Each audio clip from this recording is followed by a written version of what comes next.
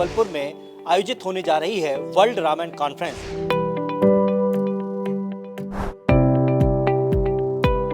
ये प्रदर्शनी अपने आप में बेहद अनोखी है। यहाँ भारत के लगभग सभी प्रांतों से अलग अलग कला शैलियाँ जो है उसको उनको लिया गया है। सुंदरकांड दिखाना चाहती थी, उसको बताने का सबसे आसान तरीका था कि लोग बहुत आसानी से ऑडियो विजुअल चीजें समझ लेते हैं।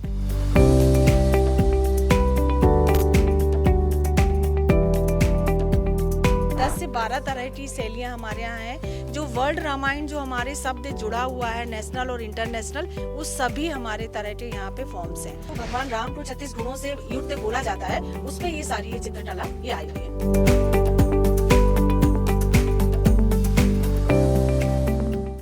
रामायण एक ऐसा ग्रंथ जो जीवन को अनुशासन, मर्यादा, धर्म और आध्यात्म सिखाता है। इसी रामायण पर बेस्ड संस्कारधानी जबलपुर में आयोजित होने जा रही है वर्ल्ड रामायण कॉन्फ्रेंस। लेकिन उसके पहले रामायण को लेकर देश भर की कई शैलियों पर आधारित चित्र प्रदर्शनी का आयोजन किया गया है और ये प्रदर्शनी अपने आप में बेहद अनोखी है। हम आपको दिखाएंगे कि किस तरीके से रामायण पर आधारित इस प्रदर्शनी को यहाँ पर लगाया गया है और कौन कौन सी शैलियों में यहाँ पर चित्रों के जरिए रामायण का वर्णन किया गया है। तो यहाँ पर आप देख सकते हैं कि अलग अलग शैली आपको यहाँ पर नजर आएगी, अलग अलग तरह की पेंटिंग्स यहाँ पर नजर आएंगी, अलग अलग तरह की चित्रकारी यहाँ पर नजर आएगी और हर एक चित्र आपको भगवान राम, रामायण, माता सीता और उनके पूरे जीवन काल को दर्शाता है केवल शैलियों के माध्यम से। यानी कि रामायण को केवल पढ़ना ही जरूरी नहीं है, अगर आप चित्रों के माध्यम से समझना चाहें तो समझ सकते हैं। हमारे साथ वर्ल्ड रामायण कॉन्फ्रेंस के आयोजक ज्ञानेश्वरी दीदी हैं और उनके सानिध्य में ये पूरी प्रदर्शनी का आयोजन किया गया। सबसे पहले तो मैं उनसे भी बात कर लेता हूँ। मैम, लगातार हम देख रहे हैं चौथा बार है ये वर्ल्ड रामायण कॉन्फ्रेंस और इसने एक अलग ही स्थान हासिल किया है जबलपुर को लेकर। मैं बताऊं ये प्रदर्शनी इस बार क्यों खास है और किस तरीके से, किस कॉन्सेप्ट के जरिए आपने लगाई है? ये प्रदर्शनी इस बार इसलिए विशेष है क्योंकि यहाँ भारत के लगभग सभी प्रांतों से अलग अलग कला शैलियाँ जो है उसको उनको लिया गया है। यहाँ पर बाकी जो शैलियों के बारे में आपको अनुश्री जी और Shailaja madam fine arts college से हैं, ये बताएंगी। एक चीज़ मैं बताना चाहूँगी कि ये आप इधर सामने से लेंगे राम जी, ये उड़ीसा का एक कलाकार है गोपाल सामल, वो उसने बनाया है और अभी वो कल आने वाला है। और इस बार पहली बार उड़ीसा से बाहर सैंड आर्ट की कलाकृति भी यहाँ बनेगी और वो लाइव बनाई जाएगी और उसमें वर्कशॉप भी रहेगी। जो लोग सीखना चाहें उनको देख के सीख भी सकते हैं। ये एक नया हम लोगों ने ऐड किया है। बाकी की जो कला शैलियाँ हैं, कलाकृतियाँ हैं, उसमें शहर के भी बहुत सारे लोगों की कलाकृतियाँ हैं, फाइन आर्ट्स कॉलेज के बच्चों की हैं और दूसरे प्रदेशों से हैं, IGNCA से हैं, भोपाल संस्कृति विभाग से भी हैं। तो अलग अलग कला की शैलियों में ये पूरी एग्जीबिशन लगी है। इसलिए ये क्या लगता है आपको कि रामायण जिसे हम कहते हैं कि ग्रंथ है, इसे पढ़ो, इसे समझो, इसे देखो, लेकिन इस तरह कला के जरिए क्या बेहतर तरीके से समझाया जा सकता है रामायण? रामायण केवल एक ग्रंथ नहीं है, रामायण तो जीवन जीने की एक विधा है और हर एक व्यक्ति के व्यक्तित्व का अलग अलग पहलू हुआ करते हैं। कलाकार उनको किस दृष्टि से देखते हैं, क्योंकि आप देखेंगे कि एक ही चीज़ को सुंदरकांड को हमारे फाइन आर्ट्स कॉलेज के बच्चों ने भी बनाया है और सुंदरकांड को अनुश्री जी ने धनुष पर भी बनाया है। हर एक कलाकार की किसी भी चीज़ को देखने की एक अपनी अलग दृष्टि होती है और हर एक कलाकार की एक ही सीन को 8 लोग अगर खड़े हैं तो वो 8 तरह से उनके पॉइंट ऑफ व्यू अलग होंगे। तो इस प्रदर्शनी में भी रामायण की कथा एक ही है, लेकिन उस कथा को हर एक शैली में अलग दृष्टिकोण से देखा गया है, दर्शाया गया है। बिल्कुल यही बात हम चारों तरफ आपको जब शैलियों पर नजर डालते हैं, चित्रों पर नजर डालते हैं, तो हर एक चित्र अलग नजर आता है, हर एक की शैली अलग नजर आती है। मेरे साथ अनुश्री जी हैं। मैम, सबसे पहले तो हम इस धनुष की जिक्र कर लेंगे क्योंकि ये अपने आप में बेहद अनोखा यहाँ पर नजर आ रहा है। सुंदरकांड का ये धनुष है और यहाँ पर सबसे पहले तो मैं अपने तरीके से समझाने की कोशिश करता हूँ, फिर हम अनुश्री जी से बात करेंगे। ये आप देख सकते हैं कि पूरा आर्ट वर्क है और ये कितना डिफरेंट है। एक धनुष के आकार का ये नजर आएगा और इसमें सुंदरकांड यानी सुंदरकांड में क्या क्या हुआ था उसे बाकायदा 3D, एक तरीके से कह सकते हैं 3D पेंटिंग के जरिए, आर्ट के जरिए इसे दर्शाया गया है। और हनुमान जी की वो तमाम कलाएं, वो तमाम शक्तियां आप यहाँ पर प्रदर्शित देख सकते हैं कि किस तरीके से वो यहाँ से शुरू हुए, फिर वो उन्होंने समुद्र पार किया, फिर उन्होंने ये जो माता सीता से मुलाकात की, फिर उसके बाद ये जब रावण से मिलने गए थे तब का ये नज़ारा। तो इस तरीके से पूरी आप ये सुंदरकांड की जो रचनाएं हैं वो यहाँ पर आप देख सकते हैं। अब हम अनुश्री जी से बात कर लेंगे कि उनके दिमाग में कैसे कॉन्सेप्ट आया, और कला की तो खैर कोई सीमा नहीं होती है, लेकिन ये आपने कैसे बनाया और किस तरीके से कॉन्सेप्ट आया दिमाग में? मैं मिनिएचर स्कल्पचर पे काम करती हूँ। मैं सुंदरकांड दिखाना चाहती थी। उसको बताने का सबसे आसान तरीका था कि लोग बहुत आसानी से ऑडियो विजुअल चीज़ें समझ लेते हैं, तो अगर मैं उनको कुछ ऐसा दिखा पाऊँ जो आसान है और वो उनके मन में बस जाए, जिस कारण से वो प्रेरित हो जाएं कि वो सुंदरकांड के बारे में पढ़ें, तो मेरा उद्देश्य कुछ ऐसा था। और उसी को बनाने की कोशिश में कि 3D प्रेजेंटेशन भी देना है, पर कहानी भी पूरी होनी चाहिए, एक दृश्य पूरा होना चाहिए, इसके लिए मैंने उसको इस तरह से डाला। और धनुष समय लगा इसे बनाने में, और कैसे बनाया ये आपने? क्योंकि आप देख सकते हैं कि हर एक चित्र को केवल उकेरा नहीं गया है, मूर्ति का रूप दिया गया है। जी, मैं मूर्ति बनाने का ही काम करती हूँ, और मिनिएचर खास तौर पे मेरी स्पेशलिटी है, तो इसीलिए मेरी कोशिश थी।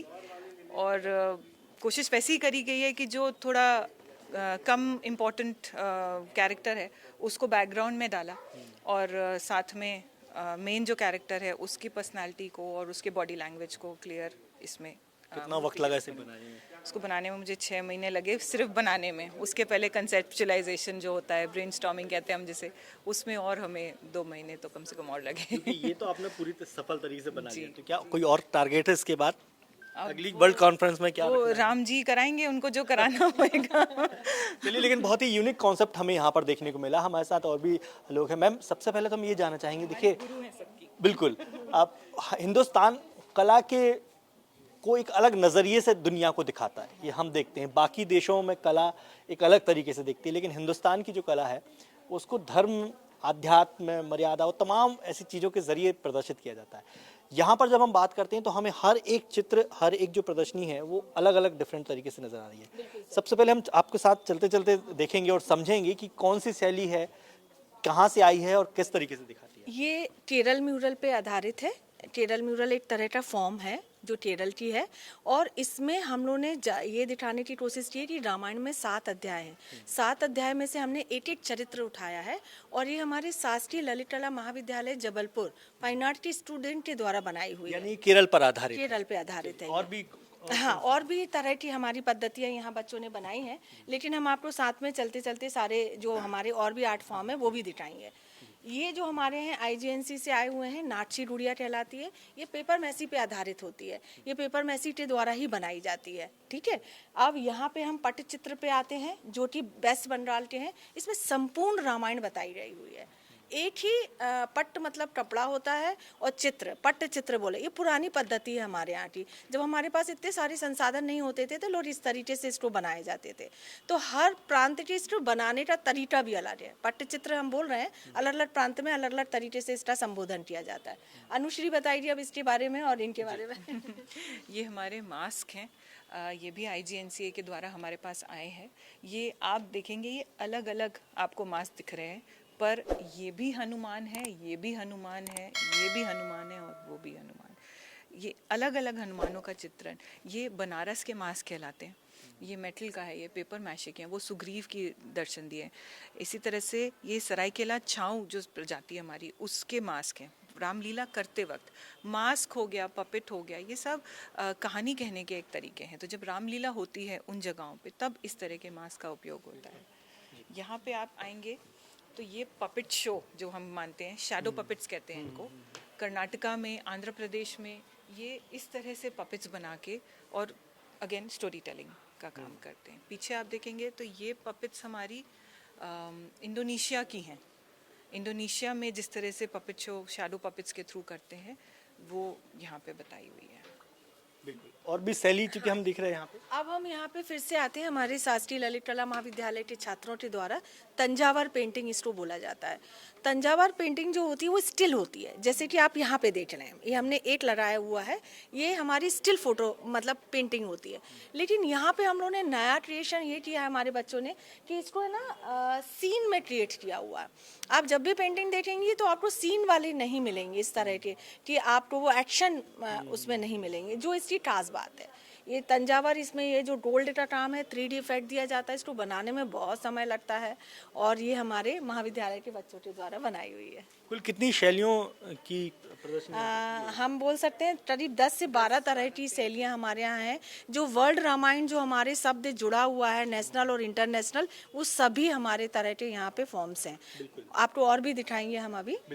तो कह सकते हैं कि देखिए, न केवल देश बल्कि विदेशों की शैली को भी यहाँ पर प्रदर्शित किया गया है। यहाँ पर ये देख सकते हैं कि अलग अलग तरह की आपको कलाकृति यहाँ पर नजर आएंगी और ये सारी चीज़ें, सारी की सारी कलाएं जो हैं वो केवल इस बात की ओर इशारा कर रही हैं कि किस तरीके से हम रामायण को बेहतर तरीके से समझें और बेहतर तरीके से हम यहाँ पर भी देखेंगे हम कि अलग अलग तरह की, ये किस तरह की पेंटिंग से ये श्री राम पथ गमन न्यास संस्कृति संचालनालय के द्वारा हमारे 36 राम के गुण पे आधारित पेंटिंग आई हुई हैं, ये जो यहाँ पर प्रदर्शन की गई है। इसमें सभी तरह के जो भगवान राम को 36 गुणों से युक्त बोला जाता है, उस पे ये सारी ये चित्रकला ये आई हुई है।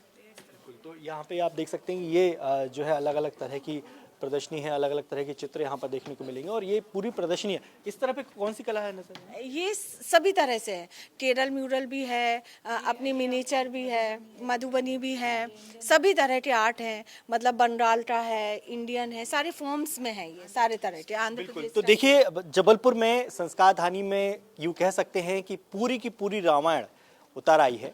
आप वर्ल्ड रामायण कॉन्फ्रेंस के ज़रिए आप रामायण की अलग अलग शैलियों को समझेंगे, अलग अलग चित्रों को समझेंगे, लेकिन कुल मिलाकर ये प्रदर्शनी आपको ये दर्शाती है कि हिंदुस्तान में राम, हनुमान या उनकी जीवन पर आधारित अलग अलग तरह के लोग होंगे, अलग अलग तरह की प्रदर्शनियाँ होंगी, लेकिन उन सब कलाओं को एक जगह इकट्ठा करने का काम किया है वर्ल्ड रामायण कॉन्फ्रेंस ने और ये प्रदर्शनी उसी चीज़ को दर्शाती है। कैमरा मैन रविंद्र के साथ योगेश कुमार, विस्तार न्यूज़।